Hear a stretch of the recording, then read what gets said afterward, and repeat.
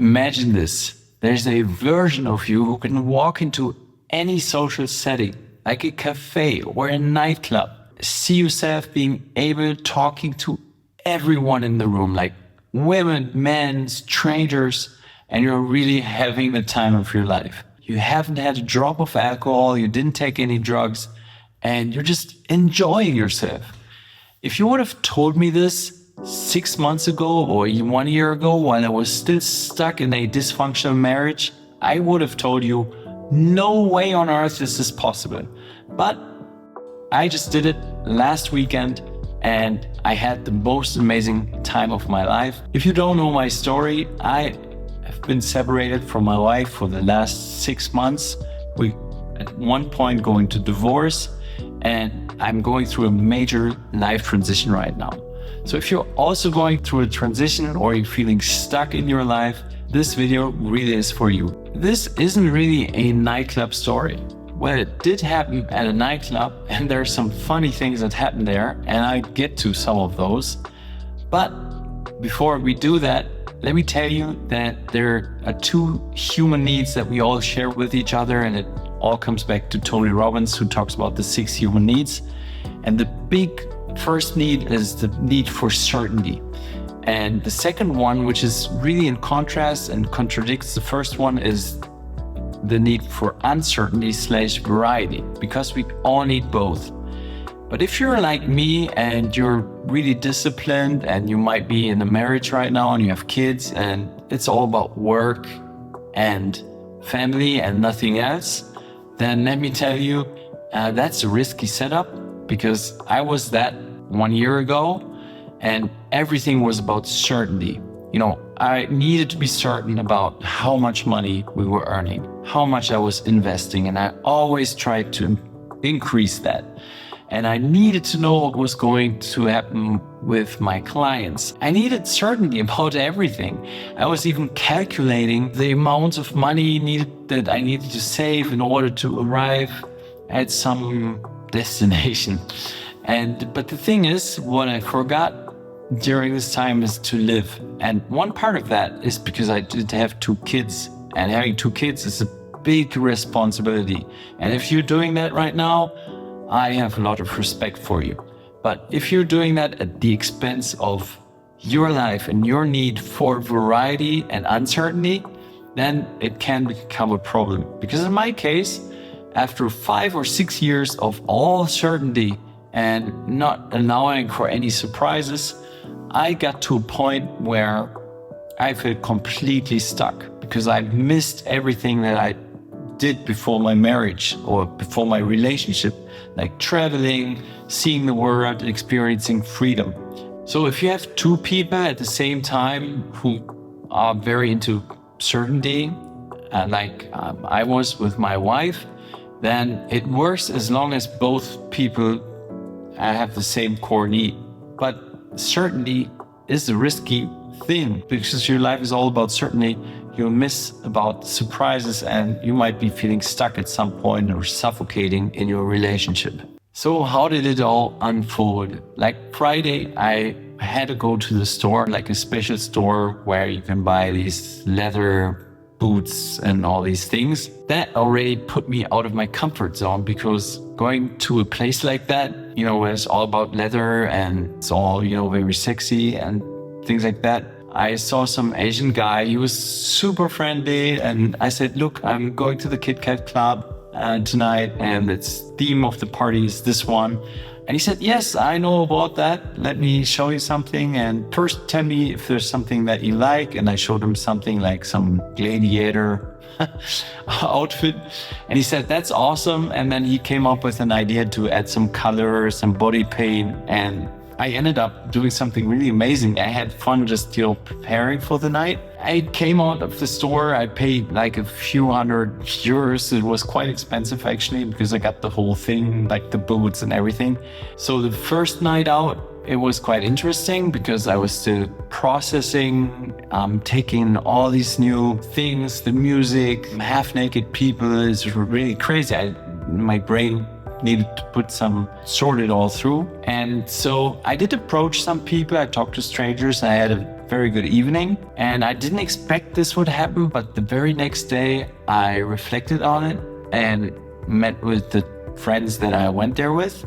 And one of my friends said, "Oh, I'm going there tonight again." And I was pretty sure, no, I'm not. No way I'm going there. I'm sleep deprived and didn't want to do that. But then I got home and I thought about it some more, and I knew I was going to see my kids the next weekend and I wouldn't really have time to do something similar like that again. So I kind of had this sense of urgency to, if there's another opportunity to go there, to do it right away. And so I took the decision to go there another night just the day after. So then on the second night, a Saturday, I was really feeling tired, but then I got myself into state. If you know Tony Robbins, you know how to get into state.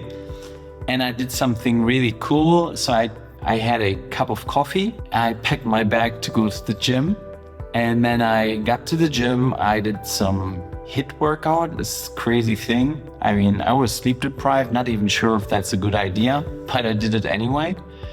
And then I did go to the whirlpool. And then something really interesting happened, because I've been approaching women at the gym, and there's even a video on that on this channel. And it's not really the place to do that, because everyone wants to be in their space and you're not supposed to do it. But I thought, you know what stupid rule? Who's telling me not to approach women in the gym? It does not make any sense to me. And so at one point, I was sitting at the whirlpool and I saw this beautiful woman. She was like in a bikini and she just got out of the big swimming pool. And I thought, my gosh, she's so pretty. She's so cute. I gotta do something. And so I called over. I said, hey. She didn't hear it. And there was some other guy in the pool. And I thought, well, what's he thinking now? But I didn't care. So I called a third time, hey. And she then looked over to me. And I just smiled at her. And I winked her to come over to me. And she did, and she was like standing in front of me, and I started a conversation. It went really well, to a point where, I extended my arm and I said, hey, I'm Julian. And she told me her name, and we were exchanging a bit our plans for the evening. And I think the other guys saw it, and I felt so proud, because at first she didn't react, but I insisted. And then she came over, and it boosted my confidence big time, because it's something, that takes a lot of courage to do, say hi to someone like that. So then I went back to my apartment, and I remember turning on my YouTube, and I've been watching some Owen Cook videos, and he interviewed a guy named Aaron Doughty. He has a big YouTube channel, I think, and he talked about a technique that's called the frame technique. He said basically what people often do is they go out in social settings like a club, and they're leaking a lot of energy, and they're not really centered within themselves, and they're always looking for approval or thinking about what others are thinking about oneself. And that's really a big problem, because when other people sense that you're scanning for validation, it makes you the opposite of attractive.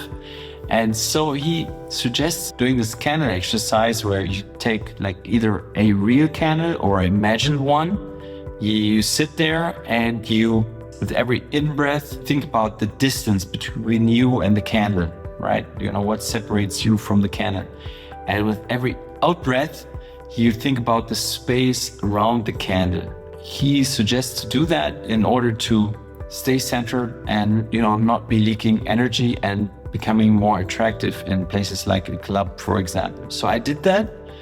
And afterwards, I got into the car, got to the club, and I entered there. And first of all was like, oh my gosh, I left my comfort zone. I was feeling really tired, and I was there and I thought, this was so worth it, because I was seeing all these people, getting undressed and preparing for the night, and everyone was just having a good time from the start. And then I went in there, and I remember, having my gladiator outfit, and then my body paint, and then my little king's crown. And I saw myself talking to everyone. I'm feeling so at ease. Most surprised me during this night, and this never happened for me for like 20 years. Even before my marriage, before my relationship, it never happened to me. A friend was with me and I was waiting in front of the bathroom. So I was really surprised about this super attractive woman who came up to me, and she approached me and she said directly something like, "So what did you have in mind that we could try, and where could we do it?" And I was like, what's she talking about? And then it dawned on me that it might have been like a sexual thing. And then I was just, completely, she got me off guard. And then we had a short exchange, and she said at some point, "Okay, I'm going to take a walk and in the club and I'll be back." I freezed a bit. I couldn't see myself doing anything there. I didn't even come to the club to have sex or anything. And so I just went away, went to dance, and never really came back to that place and during that evening. And so the second time was that I was dancing on the main dance floor, and there was some cute woman on the stairs, and she actually handed me her drink and wanted me to have a sip from her drink, and then we exchanged a few words, but then she also left. But the thing is, it's not about, it's not actually, I didn't go there with the goal in mind to have sex or that something would happen. I just went there to have fun, and all of a sudden I got approached, and that was quite amazing. So what this confirms is that when you're needy or scanning for approval and going to a place like a club and you're going there to get something, it's not going to work. But if you go there to give something and have fun and to genuinely talk to people and maybe give out some compliments, which is also a thing you can do, is very easy to do, then everything changes. And then the second thing, I did notice that at times I do have slouched. I don't have a very good body posture at all times, but I really made an effort on the second night out to have really straight back and, awesome body posture and a strong voice. And I really practiced that. And that's something I can recommend you do too. So what's the deeper lesson here? So first of all, if you haven't felt alive in a while and you've gone for certainty in your life and you're going through a separation and you really want to go out there, put yourself out there, there's a good way and a bad way to go about this. The best way is if you're really feeling at ease and you're feeling very good in your own skin. Also, if you're still having fights or bad feelings towards your ex, that's not a good thing.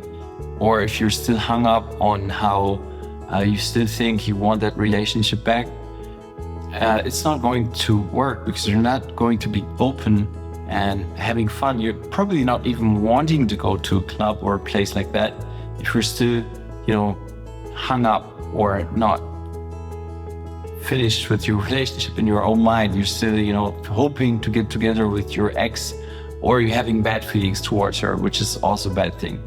So that's really important.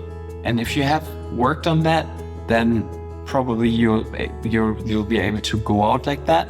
And there's good and the bad way. The good way is, just, feel at ease, let your energy, and make sure your energy is within you and you don't disperse it. You don't go out looking for validation.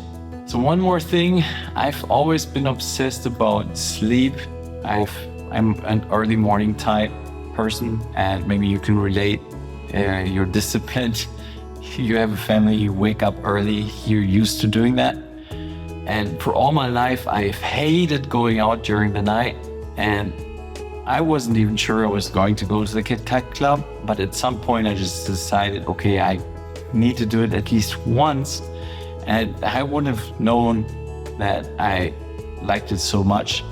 And so if you're playing it safe or going to bed early all the time, because that's what I did, then that's a big mistake. And I'm 46 years old now. You might be younger, you might be older, but it doesn't matter. There are 28 years old who are already not feeling alive anymore in their lives. They're not going out. They're not taking any risks, even if they're not in a relationship or even if they're not going through a separation or divorce. So if you're an older guy and you're going through a major life transition like a separation or divorce, then I can tell you, even if you love your sleep, it's absolutely worth it going out and trying to become more social. And it's easier than you might think. And don't think of yourself as an introvert, because I actually did that for a long time, but it does not make any sense, because I can talk to people and you can talk to people. Everyone can talk to people. So, and it's a skill that you can train. And while most guys or many guys train for muscles or getting stronger, there's a small minority who train themselves on social skills and emotional intelligence, because that's something that'll actually help you a lot more with, attracting the opposite sex or becoming attractive in general to other people. It's just something you can train, and it's something really worth it. And that's what I loved about going to the club and putting myself out there and taking some risks in that way. So what are the 3 takeaways from this video? First, try the candle exercise. Aaron Doughty's frame technique, like breathing in, thinking about the distance from you and the candle, and then when you breathe out, you think about the space that's surrounding the candle and everything in the room. And then you do that and you see yourself becoming really centered. And the second thing is your body posture. It's huge. Like if you're going slouched or you looking down, it's really not good. You should always be super erect, super straight, and watch your body posture. And if you're a tall guy like I am, then it's especially important to carry yourself in a really good way. And it puts you at a big advantage actually over many guys who are smaller. But if you're a tall guy and you're doing that sort of thing, it's going to hurt you big time. And the third thing is, stop going to places to get something. Like you want to have sex or you want to kiss the woman or something like that. It's completely stupid. Don't do that. Go there to give something. And it's actually something that helps you with everything. Even if you approach women on the street or at night, if you go there to give something like an honest compliment, that's going to really help you a lot more if you go about it like that. The very last thing is, if you can, stay sober. And that's really the highest way of doing that. Because even I have some friends who go there regularly to the KitKat club, and even they take drinks or have like 2 or 3 drinks. And that's something I just don't want to do. And so you can be a disciplined guy and still have fun at a club like the KitKat club. So to sum things up, so if you're going through a major life transition, you're going through separation, or if you're generally unhappy with where you are in your life, you're feeling stuck, then it might be because you're lacking some variety and uncertainty in your life. And if you want to get some of that variety, there's many ways you can do that. Of course, if you have children, it's going to be more difficult, especially if they're like really young or you have a baby or something like that. But even then, there are ways to make it happen.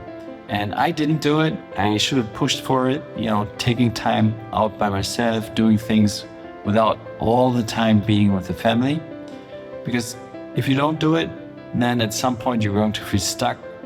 Or you can even feel stuck in your life when you don't have kids. And that's maybe the time when you should think about doing something crazy, like going to the KitKat club and going there sober and staying there until 6 a.m. in the morning. So I'm 46 years old, going through a separation, which will lead to a divorce eventually. And if you're interested in following my story and how this all evolves in the coming weeks and months, stay tuned, subscribe to this channel, give this video a like if you liked it, and I'm really looking forward to seeing you in the next one. Take care.